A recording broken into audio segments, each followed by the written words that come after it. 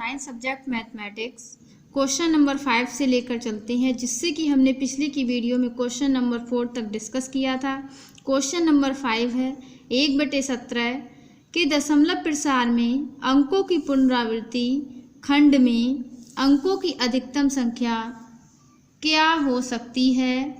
अपने उत्तर की जांच के लिए विभाजन क्रिया कीजिए। देखिए 1/17 यानी कि 17 से हम 1 के लिए भाग करेंगे। कह रहा है कि इसके दशमलव प्रसार यानी कि इसके भाग करने पर जो प्रसार आएगा उसमें अंकों की पुनरावृत्ति खंड में, मतलब जब पुनरावृत्ति खंड मतलब डबल बार कोई संख्या नहीं आएगी, वहाँ तक अधिकतम संख्या कितनी होगी। देखिए भाग करने पर 1 से 16 तक की ऐसी संख्याएं होंगी जो शेषफल के रूप में प्राप्त हो सकती हैं, और उसके 16 संख्या के बाद ऐसी संख्या उनकी पुनरावृत्ति अवश्य होगी, मतलब होनी ही होनी है। तो 1/17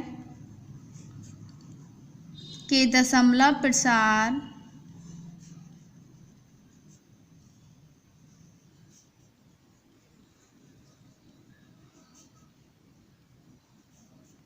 पुनरावृत्ति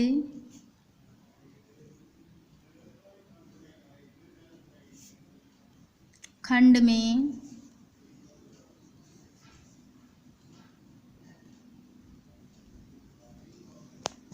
अधिकतम जो अंकों की संख्या होगी वो हमारी 16 आएगी। इसी प्रकार क्वेश्चन नंबर 6 है। इस क्वेश्चन में क्वेश्चन नंबर 5 में हम भाग करके देख लेना, यही आंसर आएगा।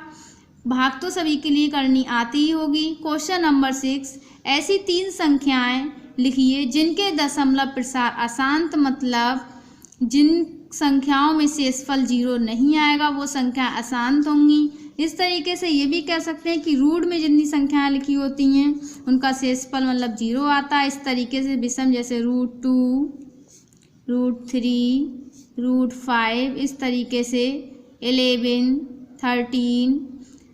इसके बाद क्वेश्चन नंबर 7 आज के लिए आपको होमवर्क में रहेगा।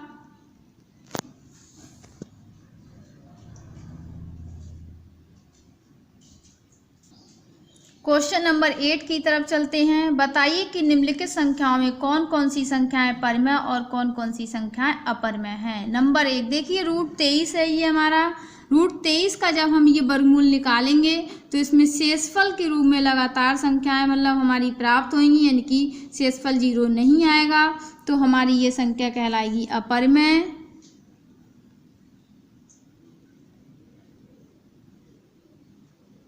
इसी प्रकार ये सेकेंड 225 है रूट में, और 15 का वर्ग होता है 225, यानी कि ये 15 का है, तो यानी कि ये संख्या हमारी होगी परिमेय। इसी प्रकार थर्ड पार्ट में हमारी संख्या कोई भी संख्या होगी जिसे हमने भाग दिया है पूरी संख्या, यानी कि इसमें शेषफल 0 प्राप्त हुआ होगा, तो ये भी संख्या हमारी परिमेय है।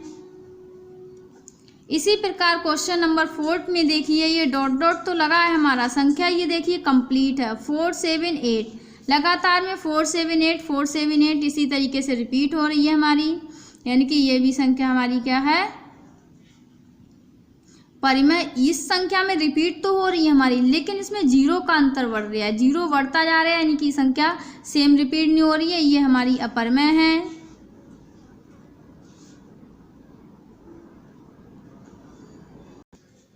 अब चलते हैं हम नेक्स्ट एक्सरसाइज 1.5 की तरफ। क्वेश्चन नंबर पहला है, बताइए नीचे दी गई संख्याओं में कौन कौन परिमेय और कौन कौन अपरिमेय है। इसमें देखिए टोटल क्वेश्चन देखिए या तो परिमेय में होना चाहिए या अपरिमेय में। देखिए दिख रहा है हमें √5 जो कि एक अपरिमेय संख्या है, यानी कि पूरा क्वेश्चन नहीं है ये परिमेय में, ये हमारा क्वेश्चन होगा ये अपरिमेय।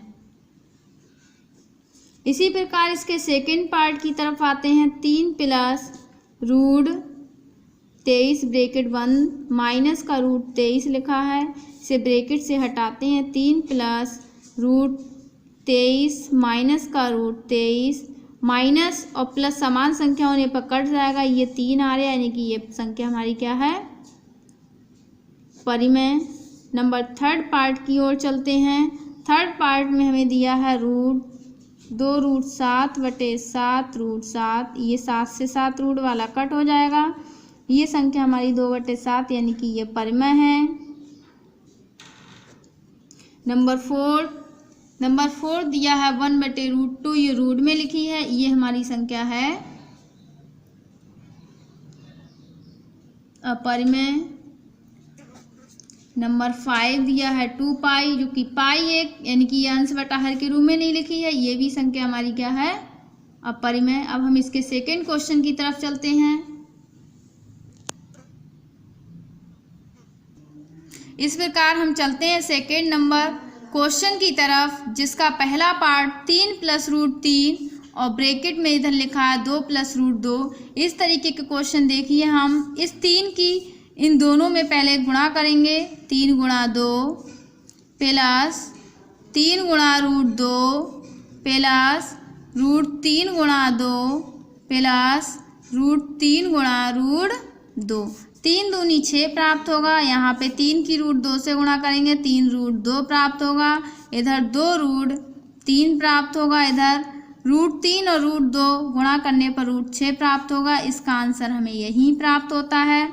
इस प्रकार हम इसके सेकंड पार्ट की तरफ चलते हैं। सेकंड पार्ट हमारा 3 + √3, इधर ब्रैकेट में 3 - √3।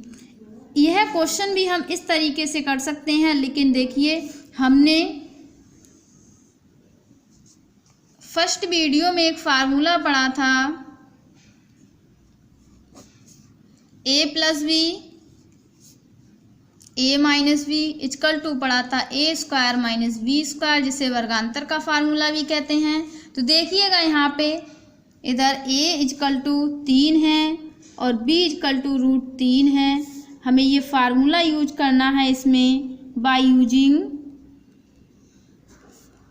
फार्मूला, सूत्र का प्रयोग करने पर लिखेंगे a + b a - b = a² - b²। ये फॉर्म हमें ये लिखी है। हमें a और b के मान इधर रखने हैं, यानी कि 3 का वर्ग माइनस b का मान हमें √3 दिया है। 3 की जब 3 से गुणा करेंगे 9 आएगा। √3 की √3 से गुणा करेंगे 3 प्राप्त होता है। 9 में से 3 जाएंगे 6 प्राप्त हुए। इसी प्रकार ये सेकेंड क्वेश्चन का फर्स्ट और सेकेंड पार्ट कंप्लीट होता है। आगे के क्वेश्चन हम नेक्स्ट वीडियो में करेंगे।